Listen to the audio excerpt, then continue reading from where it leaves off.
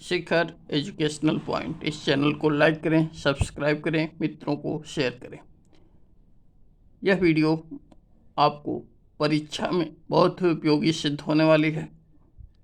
इस वीडियो को 2 से 3 बार सुनने का प्रयास करें ताकि परीक्षा में आपको लिखने में कोई समस्या न हो। शिक्षण क्या है? शिक्षण वह प्रक्रिया है जिसमें कोई व्यक्ति दूसरे व्यक्ति या व्यक्ति समूह को कुछ बातों का ज्ञान प्रदान करता है।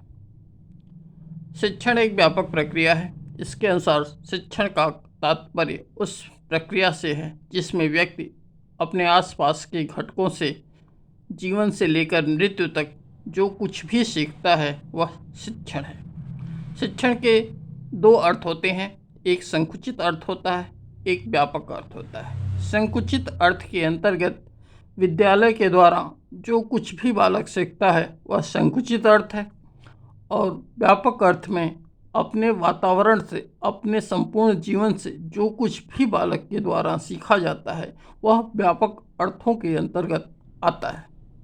शिक्षण की कुछ विशेषताएं होती हैं। पहला, शिक्षण संबंध स्थापित करने की प्रक्रिया है। दूसरा, शिक्षण सूचना प्रदान करता है। तीसरा, शिक्षण समायोजन स्थापित करने की प्रक्रिया है। चौथा, शिक्षण अनुकूलन के योग्य बनाता है। पांचवा, शिक्षण हमें क्रियाशीलता का अवसर प्रदान करता है। शिक्षा और शिक्षण में कुछ अंतर होते हैं। शिक्षा एक सतत प्रक्रिया है, शिक्षण सतत व सहयोगी प्रक्रिया है।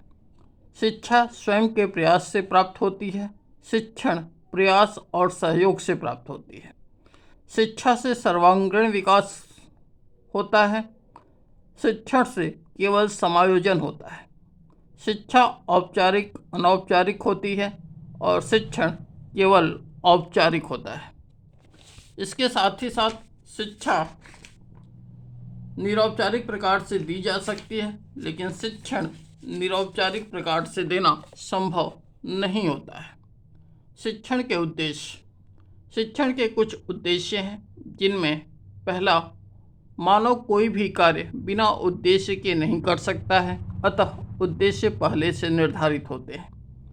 दूसरा, बिना उद्देश्य निर्धारण के शिक्षक छात्रों के व्यवहार में अपेक्षित परिवर्तन नहीं कर सकता है। तीसरा, उद्देश्य के पहले निर्धारित हो जाने से समय और श्रम दोनों की बचत होती है।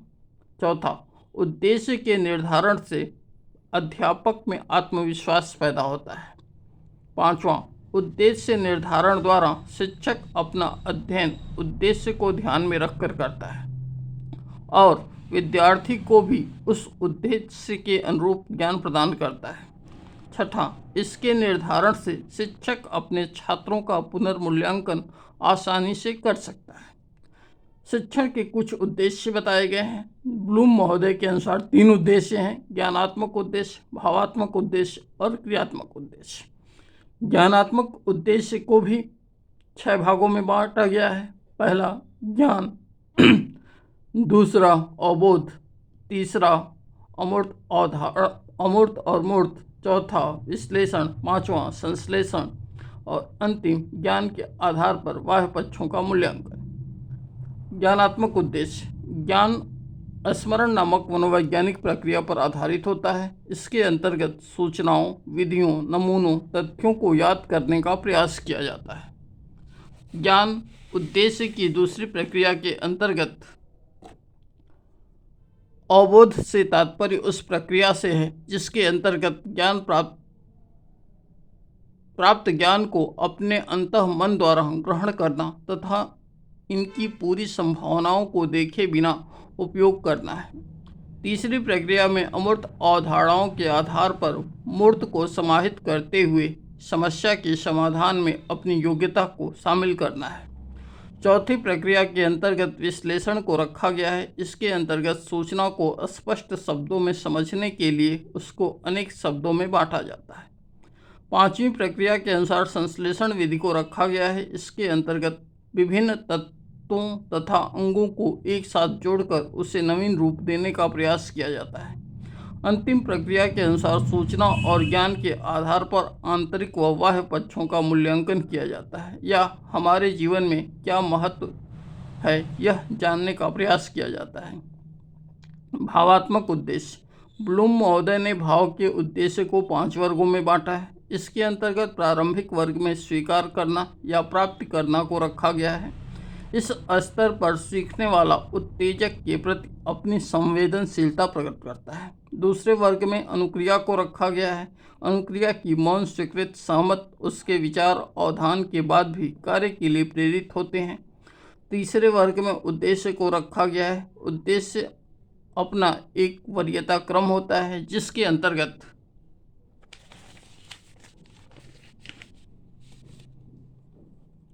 व्यवहार की वह उत्प्रेरक अवस्था आती है जो किसी व्यक्ति के मूल्यों के प्रति प्रतिबद्धता पर आधारित होती है। चौथे वर्ग में संगठन या व्यवस्था को रखा गया है। इसके अंतर्गत व्यक्ति का व्यवहार सामान्यतः किसी एकांकी अभिवृत्ति से उत्प्रेरित न होकर अभिवृत्ति से उत्प्रेरित समूह से होता है। ऐसे समूहों को संगठित रूप से व्यवस्था कहा जाता है। पांचवें वर्ग में मूल्यों का लक्ष्य का वर्णन किया गया है। इसके अनुसार मूल्यों को निरंतर ग्रहण करने से कार्य प्रभावित होते हैं, जबकि व्यक्ति इस प्रक्रिया की ऐसे स्तर पर पहुंच जाता है जिससे उसका जीवन दर्शन कहा जाता है, तो वह मूल्यों के लक्ष्य वर्णन की व्यवस्था होती है। क्रियात्मक उद्देश्य। ब्लूम महोदय ने क्रियात्मक उद्देश्यों के आधार पर अनुकरण के द्वारा कार्य करने को वर्णित उद्देश्य के रूप में माना है। उनके अनुसार यदि समस्या है तो समाधान करना है और बालक को अपने पूर्व ज्ञान से सहयोग लेना होगा और उन सहयोगों के आधार पर नियमावली का सृजन कर अपने उद्देश्य को प्राप्त करना होगा। शिक्षण की अवस्थाएं। जैक्सन महोदय ने 1966 में शिक्षण प्रक्रिया को वैज्ञानिक ढंग से 3 वर्गों में विभाजित किया है, लेकिन उनके बाद के मनोवैज्ञानिकों ने मूल्यांकन की चौथी प्रक्रिया को भी जोड़ दिया है। पहली प्रक्रिया है अंतःपूर्व अवस्था। इस अवस्था में शिक्षक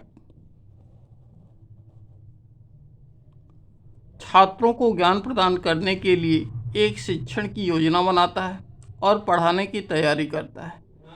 इस अवस्था में उसके द्वारा सबसे पहले अपने उद्देश्यों का निर्धारण किया जाता है, एक पाठ्य वस्तु का चुनाव किया जाता है, शिक्षण की एक जैसी शैली बनाई जाती है। उसके उपरांत छात्रों की आयु, परिपक्वता, योग्यता आदि की परिकल्पना करके चिंतन विधि द्वारा एक ऐसी नियमावली को रखा जाएगा जिसे छात्र सरलता से ग्रहण कर सकें।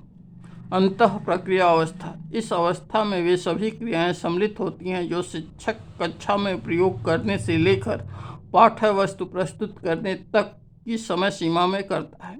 इस अवस्था में छात्र और शिक्षक आमने सामने होते हैं। शिक्षक के द्वारा छात्रों को शाब्दिक अशाब्दिक प्रेरणा प्रदान की जाती है और उनसे प्रश्न पूछा जाता है तथा उन्हें लक्ष्य तक पहुंचाने का प्रयास किया जाता है।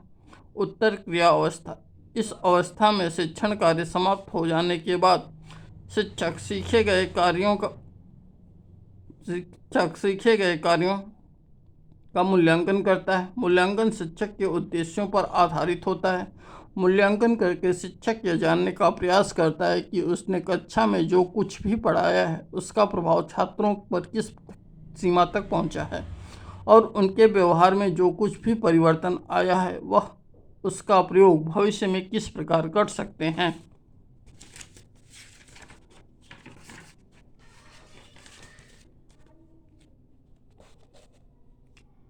हमारा आज का दूसरा टॉपिक है संप्रेषण। यह वीडियो थोड़ा लंबा हो रहा है, आप धैर्य से इसे सुनें। संप्रेषण 2 शब्दों के मेल से बना है, सम और प्रेषण, जो समान रूप से प्रेषित किया जाए। अंग्रेजी भाषा संप्रेषण के लिए कम्युनिकेशन शब्द का प्रयोग किया जाता है, जिसकी उत्पत्ति लैटिन भाषा के कम्युनिस्ट शब्द से हुई है, जिसका अर्थ होता है सामान्य बात। अपने सीमित अर्थ में संप्रेषण 2 या 2 से अधिक व्यक्तियों के मध्य विचारों, संदेशों, सूचनाओं का आदान प्रदान करना है। चाहे वे सूचनाएं हमारी समझ में आएँ या न आएँ, हम उनसे प्रभावित हों या न हों, व्यापक अर्थ में संप्रेषण से तात्पर्य दो या दो से अधिक व्यक्तियों के मध्य सूचनाओं, विचारों तथा तथ्यों के इस प्रकार आदान प्रदान से है कि वे इसका अर्थ समझ सकें, अर्थ के साथ साथ उनकी भावनाओं, तर्कों को भी समझ सकें तथा उन पर विश्वास कर सकें। डॉक्टर कुलश्रेष्ठ के शब्दों में संप्रेषण एक गत्यात्मक उद्देश्य पूर्ण त्रिध्रुवी प्रक्रिया है जिसमें सूचनाओं, विचारों का संप्रेषण एवं ग्रहण लिखित तथा मौखिक संकेतों के माध्यम से होता है। इस प्रकार हम कह सकते हैं कि संप्रेषण एक गत्यात्मक उद्देश्य पूर्ण द्विध्रुवीय प्रक्रिया है जिसमें संप्रेषण कराने वाला तथा संप्रेषण प्राप्त करने वाला होता है। संप्रेषण की प्रक्रिया: सूचनादाता, संदेश, माध्यम, सूचना प्राप्त करने वाला और पृष्ठपोषण। संप्रेषण एक सामाजिक प्रक्रिया है जिसके माध्यम से दो व्यक्तियों के बीच सामाजिक जीवन की संकल्पना की जाती है। इनके 5 प्रमुख तत्व होते हैं। पहला, प्रेषक। संदेश प्रेषक एवं माध्यम की सफलता पर निर्भर होता है। प्रेषक सामाजिक विषमता, जातिवाद, संप्रदायवाद, भाषावाद जैसी बुराइयों से ग्रसित नहीं होना चाहिए। उसके संदेश में प्रेम, सहानुभूति, सहयोग, सह अस्तित्व की झलक होनी चाहिए। वर्तमान शिक्षण में छात्र मुख्य भूमिका में होता है जिसकी आयु, मूल आकांक्षाएं, बौद्धिक स्तर, आदतें, शिक्षण संप्रेषण को प्रभावित करती हैं। यदि संप्रेषण को प्रभावशाली तरीके से रखना है तो प्रेषक को यह ध्यान में रखना होगा कि बालक का बौद्धिक स्तर क्या है, उसका स्वयं का व्यक्तित्व कैसा है, उसने किस किस विषय का चयन किया है, कक्ष का वातावरण कैसा है तथा बालकों के शारीरिक और मानसिक दशाएं कैसी हैं। संदेश एक उद्दीपक होता है जिसे भाषा के माध्यम से तैयार किया जाता है। उसमें व्यक्ति के अनुभव व ज्ञान को लिपिबद्ध किया जाता है। तीसरा, माध्यम। जिन साधनों की सहायता से संदेश को एक व्यक्ति से दूसरे व्यक्ति तक पहुंचाया जाता है उसे माध्यम कहा जाता है। माध्यम का अर्थ होता है वह जो भेजने वाले और प्राप्त करने वाले के बीच एक मेल कराए, वह माध्यम कहलाता है। ग्राही। संप्रेषण की प्रक्रिया तब तक पूरी नहीं की जा सकती जब तक उसे प्राप्त करने वाला न हो। प्रतिपुष्टि। संप्रेषण की प्रक्रिया में संदेश भेजने वाले के द्वारा यदि कोई ऐसा शब्द प्रयोग किया जाता है जिसका अर्थ संदेश प्राप्त करने वाला नहीं जानता है तो उस परिस्थिति में संदेश भेजने वाले के द्वारा प्राप्त करने वाले को अभिप्रेरित किया जाता है। इसे प्रतिपुष्टि कहते हैं। संप्रेषण की आवश्यकता एवं महत्व। भारत एक लोकतांत्रिक देश है जहां लोगों के विचार और आपसी सामंजस्य के आधार पर ही सामाजिक संरचनाओं का निर्माण होता है। हमारे संविधान के द्वारा भी अनुच्छेद 14 से 18 तक समानता पर बल दिया गया है। संपूर्ण देश के लिए 1 अप्रैल 2010 से अनिवार्य एवं निःशुल्क शिक्षा लागू है। शिक्षा का एकमात्र उद्देश्य बालक का सर्वांगीण विकास करना है और विकास का मार्ग तब भी लाया जा सकता है जब हमारे विचारों में एकरूपता और समानता हो, और यह कार्य संप्रेषण या शिक्षा के द्वारा ही संभव है। हम एक दूसरे का सहयोग तभी करते हैं जब उनके विचार हमारे विचारों से मेल खाते हैं या उनके द्वारा ही हमारा कोई कार्य पूर्ण होता है। संप्रेषण की आवश्यकता भारत जैसे देश के लिए आवश्यक है क्योंकि संप्रेषण के अभाव में हम शिक्षण और अधिगम उद्देश्यों को प्राप्त नहीं कर सकते हैं। अपनी शिक्षा नीतियों का प्रयोग सुचारू रूप से व्यवस्था पर नियंत्रण, अव्यय और अवरोधन से समाप्त नहीं कर सकते हैं। संप्रेषण के कुछ घटक होते हैं। सामान्यतः यह देखा जाता है कि संप्रेषण देने वाले और प्राप्त करने वाले के बीच कुछ ऐसे तत्व होते हैं जो उनकी सुचारू प्रक्रिया में बाधा का कार्य करते हैं, जिनके कारण संप्रेषण की प्रभावशीलता धीरे धीरे समाप्त होने लगती है और कुछ समय के पश्चात यह टूट जाता है। संप्रेषण को प्रभावित करने वाले कारक। संवेग व भावनाएं। संप्रेषण के द्वारा लोगों को एक दूसरे के विचारों से अवगत कराया जाता है। उन विचारों को जानने के बाद लोगों की प्रतिक्रिया भिन्न भिन्न होती है जो उनके संवेगों पर आधारित होती है। यदि संप्रेषण के शब्द प्राप्तकर्ता के अनुकूल होते हैं तो वह अच्छी प्रतिक्रिया देता है और यदि प्रतिकूल होता है तो वह सही को गलत बताता है। परिस्थिति। जब किसी शब्द या वाक्य को उस तत्कालीन परिस्थिति से हटाकर देखा जाए तो वह शब्द का अर्थ बदल जाता है। और सही अर्थ का भी अनर्थ हो जाता है। इस प्रकार परिस्थिति के आधार पर भी शब्दों को समझना चाहिए। भाषा भाषा में एक शब्द के कई अर्थ होते हैं। किस शब्द का प्रयोग कब और कहाँ करना है इसका ज्ञान होना आवश्यक है, अन्यथा संदेश ग्रहण करने में समस्या हो सकती है। शोर संप्रेषण में आने वाली वर्तमान समय की सबसे बड़ी बाधा है। इसके कारण संदेश ठीक से सुनाई नहीं देता है और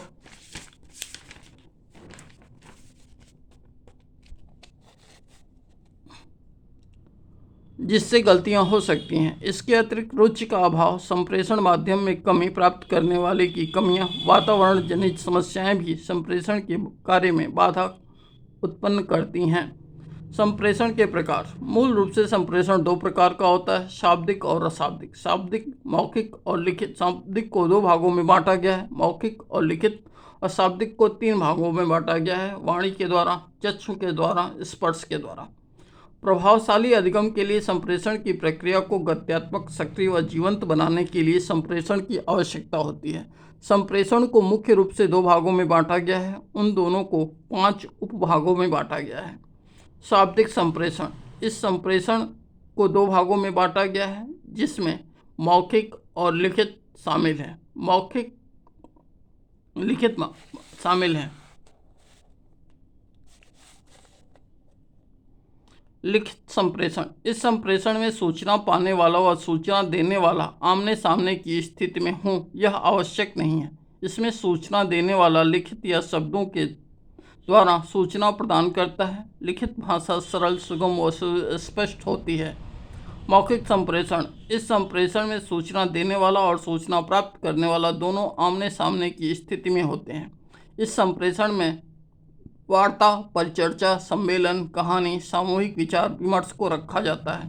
अशाब्दिक संप्रेषण। अशाब्दिक संप्रेषण में वाणी, संकेत, चक्षु संपर्क, स्पर्श को रखा गया है, क्योंकि इस संप्रेषण में भाषा का प्रयोग नहीं किया जाता है। वाणी संप्रेषण। विचारों एवं भावनाओं के व्यक्तिगत या छोटे छोटे समूहों के आमने सामने की स्थिति में वाणी द्वारा किया जाता है। चक्षु संपर्क। बालक में चक्षु संपर्क, मुख मुद्रा,